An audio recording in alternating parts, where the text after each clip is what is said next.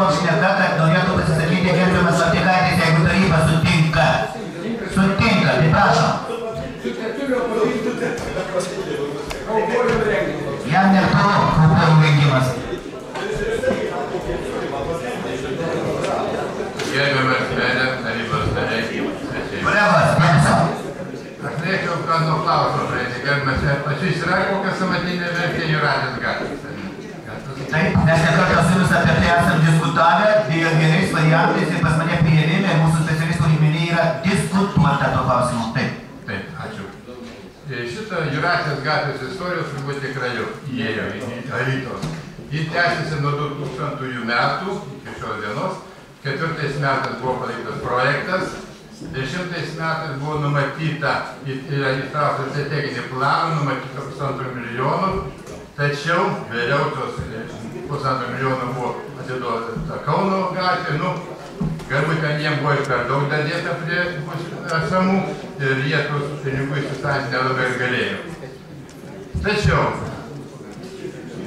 kreipėmės į susisiekimų ministeriją, nes šis nerandam kalbos, tai ministerija įpareigojo ir paprašė savivaldybės, kad susitiktų su žmonėmis tos gatvės ir aptartume tą klausimą. Tai buvo padaryta praeitais metais, pavasarį, dalyvaujant merui su atsakingais darbuotojais ir dalyvaujant virš 100 gyventojų, apžiūrėjome vietą ir teisingai prieita išvadas. Kadangi, tiesa, tarp kitko, gerbiamas Mikelė pažymėjo, jeigu jau buvo strateginiam plane, tai čia netrumpalaikis planas.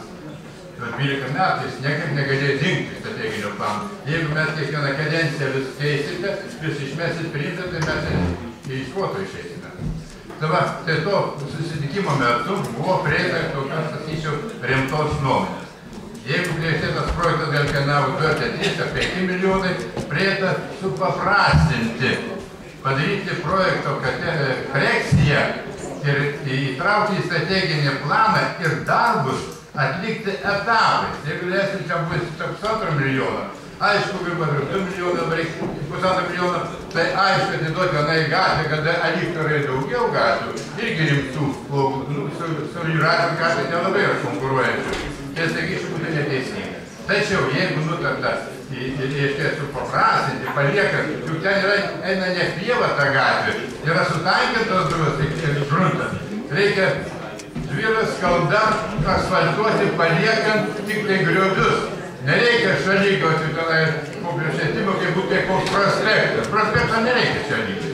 Tai va, suprasime tokį planą, skaitau, kaip priėjusios nuomonės ir gerbiamas Mitkienės pranešimui mums, kad tikrai turi būti strateginiam plane, korekcija projekto atliekant ir vykdant darbus etapais. Jeigu vienais metais 500 tūkstančių, 300, kiek, duokim žmonėm pajausti, kad ir jie egzistuoja.